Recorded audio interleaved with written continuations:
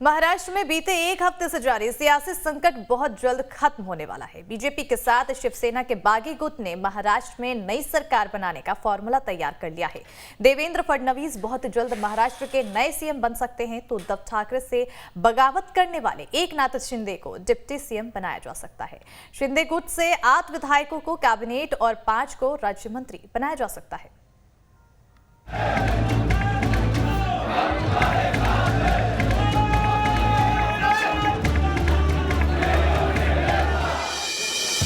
महाराष्ट्र में जल्द खत्म होने वाला है सियासी घमासान।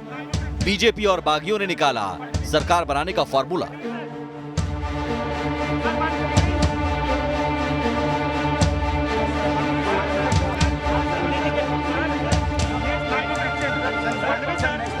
बीजेपी और शिवसेना के बागियों में गठबंधन होना तय।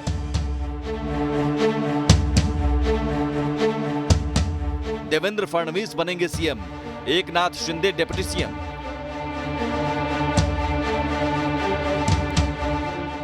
शिवसेना के बागी गुट को 8 कैबिनेट और 5 मंत्री पद का ऑफर।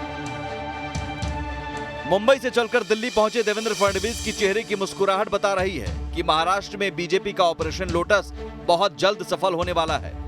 महाराष्ट्र में शिवसेना के बागी गुट के साथ सरकार बनाने के फॉर्मूले पर मोहर लगाने के लिए देवेंद्र फडणवीस ने बीजेपी अध्यक्ष जेपी नड्डा से मुलाकात की।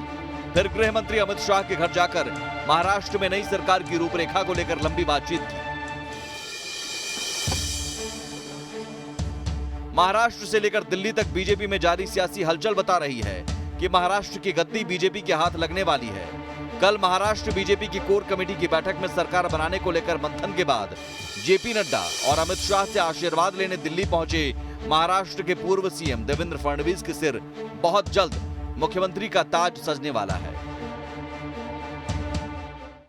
आषाढ़ी एकादशी को महाराष्ट्र के मुख्यमंत्री बनकर ही देवेंद्र जी फडणवीस पंढरपुर की पूजा करने आएंगे। महाराष्ट्र की राजनीति के केंद्र में चल रहे देवेंद्र फडणवीस ने बीजेपी के राष्ट्रीय अध्यक्ष जेपी नड्डा से मुलाकात की और लगभग आधे घंटे तक दोनों नेताओं के बीच बैठक हुई। बैठक में क्या कुछ बातें हुई इसकी जानकारी तो सामने नहीं आई है, लेकिन दिल्ली पहुंचने के बाद देवेंद्र फडणवीस ने कई बैठकें की, कई नेताओं से मुलाकात की। हालांकि वो गुप्त जगहों पर उनकी बैठक हुई और किसी के बारे में जानकारी नहीं दी गई, लेकिन जो सूत्र बताते हैं कि जेपी नड्डा के घर पहुँचने के पहले देवेंद्र फडणवीस केंद्रीय गृह मंत्री अमित शाह के घर पहुँचे थे और लगभग वहाँ 55 मिनट तक वो बैठे रहे और उनके साथ उनकी मंत्रणा होती रही। बीजेपी में जारी सियासी हलचल के बीच सुप्रीम कोर्ट से राहत मिलने से शिवसेना के बागियों के हौसले बुलंद हैं। गुवाहाटी के रेडिसन ब्लू होटल में बागी विधायकों के साथ मीटिंग के बाद एकनाथ शिंदे ने हुंकार भरी कि हम बाला साहेब के मिशन को आगे बढ़ा रहे हैं, हम असली शिवसेना हैं।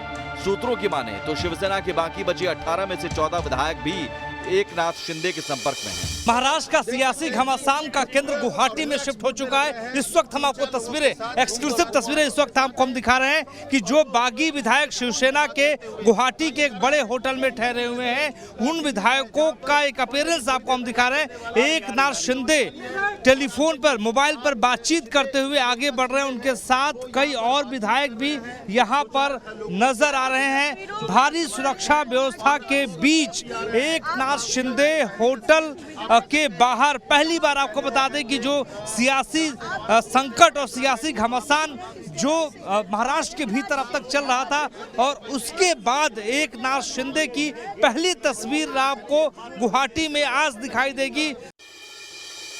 फडणवीस के बाद एकनाथ शिंदे भी गुवाहाटी से दिल्ली जाकर महाराष्ट्र में नई सरकार के फॉर्मूले पर चर्चा कर सकते हैं। बीजेपी और शिवसेना के बागी गुट में सरकार बनाने का जो फॉर्मूला तय हुआ है, उसके मुताबिक अगर बीजेपी संग बागी विधायक सरकार बनाते हैं तो देवेंद्र फडणवीस सीएम और एकनाथ शिंदे डिप्टी सीएम बन सकते हैं। शिंदे गुट को 8 कैबिनेट और 5 राज्य मंत्री का पद मिल सकता है।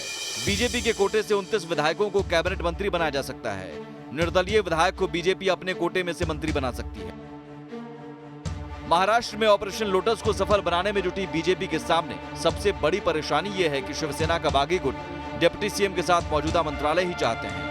एकनाथ शिंदे गुट के साथ मौजूदा सरकार के 8 मंत्री हैं। उद्धव सरकार ने सभी 8 मंत्रियों से विभाग छीनकर दूसरे विधायकों को सौंप दिए हैं। एकनाथ शिंदे कैंप से एकनाथ शिंदे, दादा भुसे, गुलाबराव पाटिल, संदीपन भुमरे, उदय सामंत, शंभूराज देसाई, अब्दुल सत्तार, राजेंद्र पाटिल यद्रावाकर और बच्चू कडू प्रहार जनशक्ति को नई सरकार में मंत्री बनाया जा सकता है।